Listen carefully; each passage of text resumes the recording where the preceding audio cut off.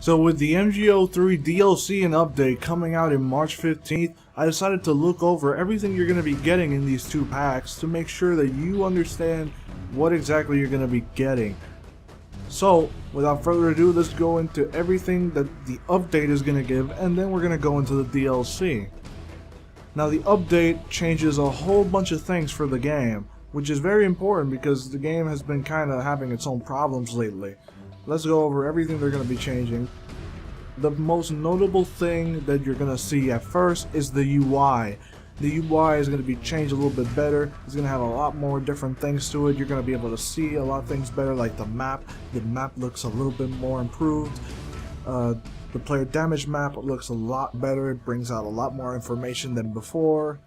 The loadout screen, the character selection, all these other things look a little bit better than they do right now, and I'm kind of glad because I hated the way the things looked before. They worked well, but they weren't that good, in my opinion. Other than that, you're also going to be getting more music. Obviously, each update brings in a little bit more music than before, but you're also going to be getting a random option, but that comes around when Survival comes out, I believe. It does not come out of the gate, so expect that around April instead.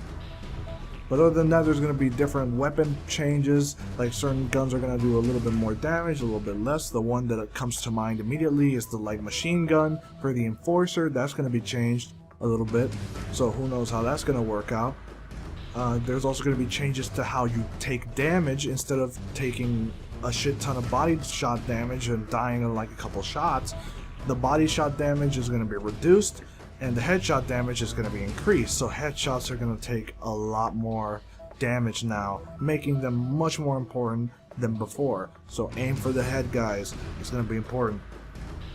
There's going to be changes to elocators as well. It's going to work a lot like throwing a binocular, essentially, because the eloc radius now works like a binocular.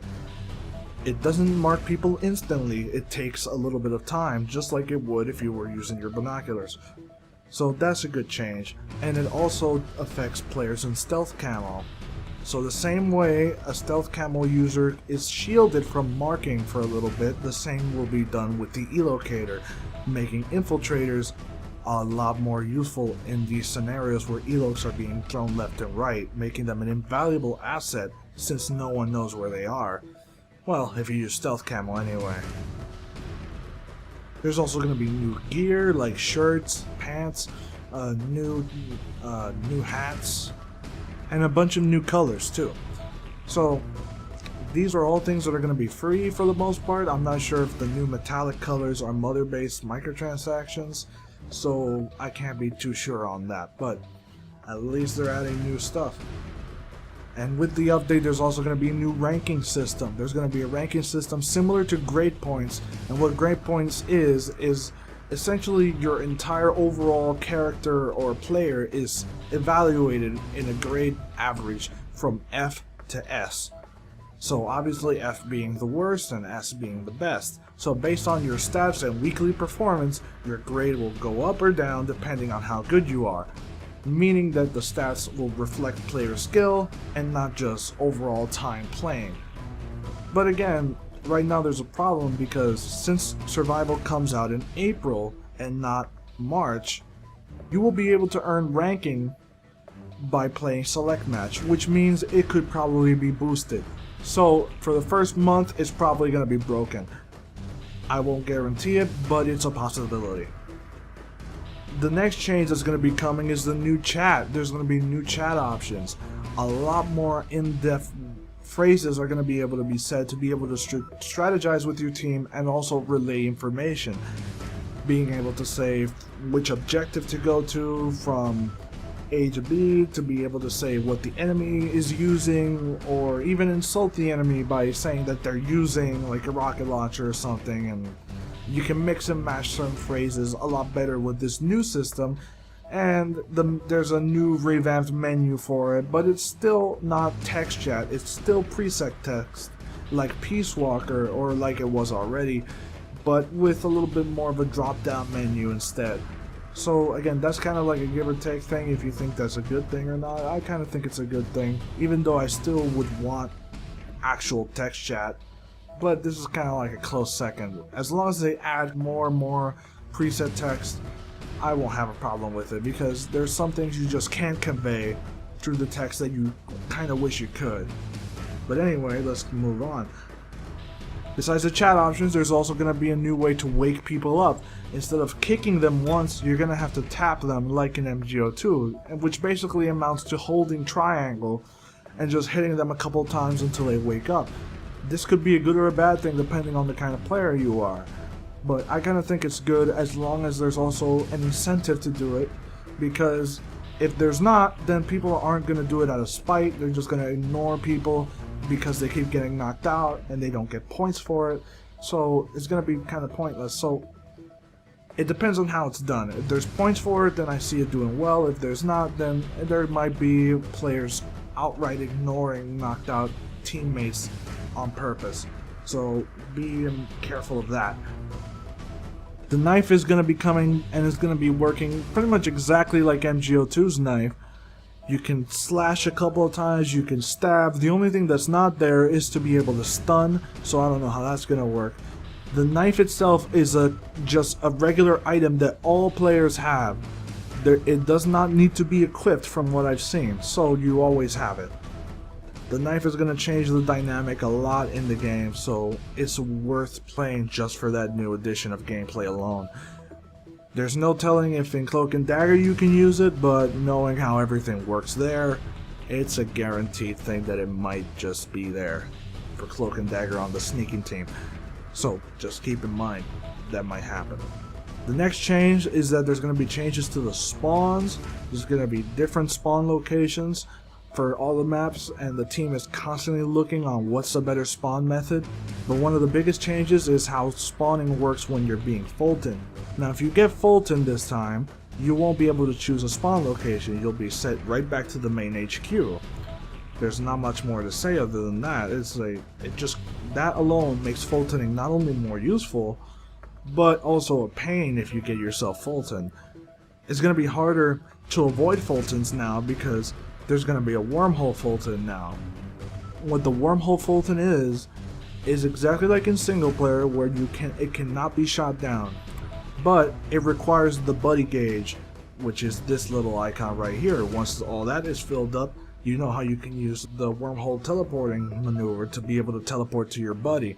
So the same thing works with the wormhole Fulton, except you get a guaranteed Fulton out of an enemy, which means if you use it at the right place at the right time, you guaranteed can turn the tides of a match in Bounty Hunter. So keep that in mind. That might be a good or a bad thing. I personally think it's a good thing right now, but it's all up to player feedback whether it's changed or not.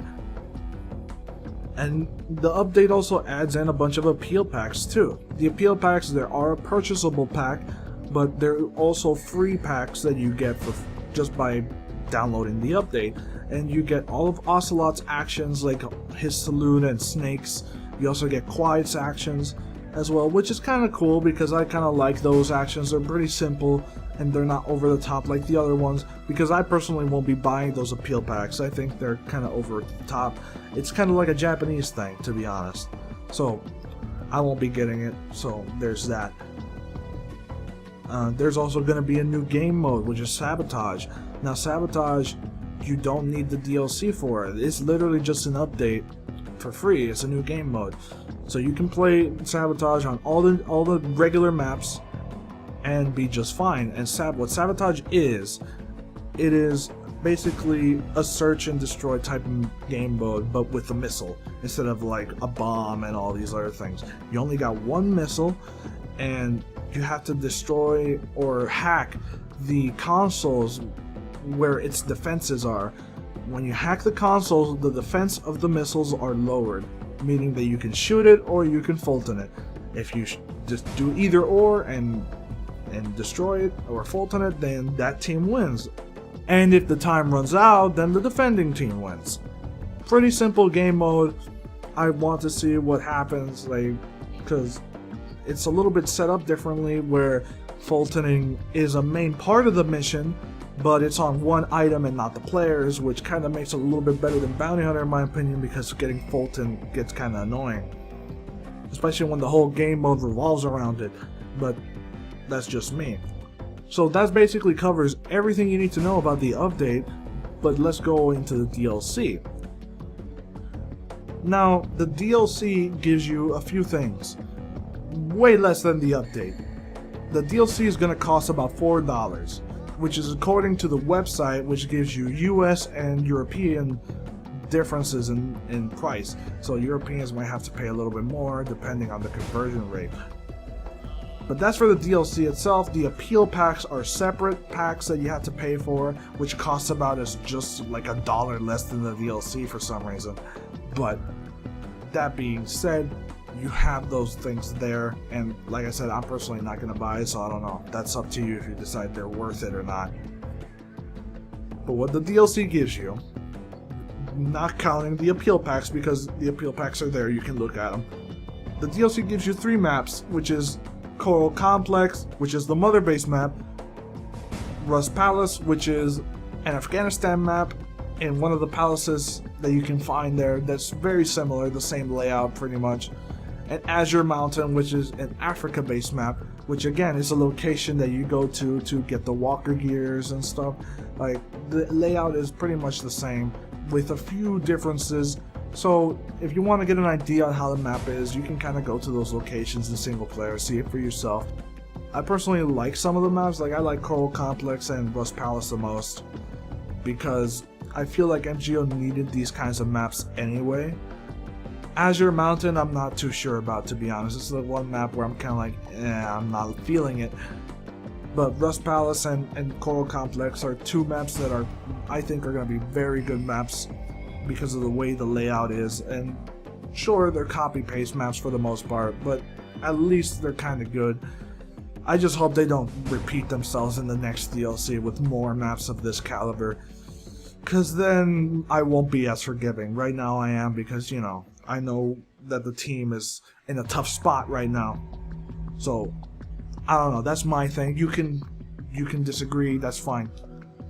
But other than that, you're gonna have Quiet, which I didn't mention this in the update, but with Quiet, if you buy the DLC, you can play as her. That's like the only thing. But if you don't have the DLC, you can still play with people that have Quiet, or play against people that have Quiet, but you just can't play as her. That's like the main thing. But what Quiet has her own unique set of abilities. She's completely agile and fast, like in single player. She's not good at close quarters combat, and she can turn invisible and has good sniping skill. That basically sums up Quiet, which is pretty cool. I want to play as her, because, come on, it's a completely different gameplay style than, say, Snake and Ocelot, because Snake and Ocelot kind of play the same as regular soldiers, to be honest, except for Ocelot's revolvers. But Quiet at least has a different dynamic completely that changes the gameplay completely, and that's going to be fun. But other than that, the main thing that you get with the DLC that has a lot of people up in arms, actually, is the survival part of it. Now, survival, if you don't have the DLC, you can still play it, and the best part about that is, even if you don't have the DLC, when survival comes out in April 7th, you can play the DLC maps on it. But the thing is the attempts that you get. By buying the DLC, you can play survival an unlimited amount of times, and you're never going to be restricted. But if you don't have the DLC, you only get 10 attempts per week. What that means is you can lose up to 10 times. That's the basic meaning behind it. In survival, you make a team of 6, and you play against other teams of 6, and if you keep winning, you get to keep playing. Think of it like arcade mode in fighting games, but except here it's a competitive shooter. So each attempt is basically just play until you lose. That equals 1 attempt. But if you lose the first game, then yeah, you know, you're going to be losing a little bit quicker. But as long as you keep winning, you won't have to worry about anything else, because each map does not count as 1 attempt. It's only when you lose that it counts as 1 attempt. So you have 10 tries. If you lose 10 times, you won't be able to play for the rest of the week until next Tuesday, when everything refreshes and you can play again. I personally have no problem with that, especially since, you know, survival is the way it is. So there's plenty of opportunities here. So if you're a completely competitive player and you're good enough, then you can play, and you don't want to buy the DLC, then this is perfect. You can still play the DLC maps, but, you know, if you lose a lot, then you're not going to be playing as often. That's the only gripe that you're going to probably have with it. But the options are there, so think of it for what you will. I personally think it's fine. You can disagree and tell me why in the comments. It won't hurt my feelings or anything. And that basically covers everything. There's a lot more things here. There's a few more things I haven't mentioned, which is the new microtransactions. Yeah, there's no microtransactions. But if you've been saving up your mother base coins up until this time, like I have, then it shouldn't really be that bad. The new microtransactions are as follows. You get a new character slot for 800 mother base coins and a GP booster for 100 mother base coins. Yeah, I'm not sure about that GP booster, Konami. But anyway, they're there. You can buy them if you want. I'm personally gonna buy that character slot because I'm tired of playing as fucking Kiefer Sutherland all the damn time. And I don't have enough space for an enforcer, which I've been playing without an enforcer this whole fucking time the game's been out. I know. It's been a tough time. Especially since the enforcer is so goddamn overpowered. I don't care that they are. They simply are. I could go into details like for hours, but they are. And if there's enough demand for it, I'll make a fucking comparison video. I'll go in depth. Make sure that no one can fucking stand up to that. But without going on a tangent, that basically covers everything that the DLC offers. Hopefully that made your decision more clearly on what to do. I'm personally going to be waiting for the DLC to come out, see how it is, see if I buy it or not, because the Division is coming out on March 8th. And the money's kind of tight for me, so I'm kind of like either I get the Division or I kind of get that. I know the price difference is a lot different, but money's tight. That's what I'm saying. So if I can only buy one or the other, not both. So let me know what you guys think of the DLC in the comments. Are you gonna get it? Is it gonna be worth it?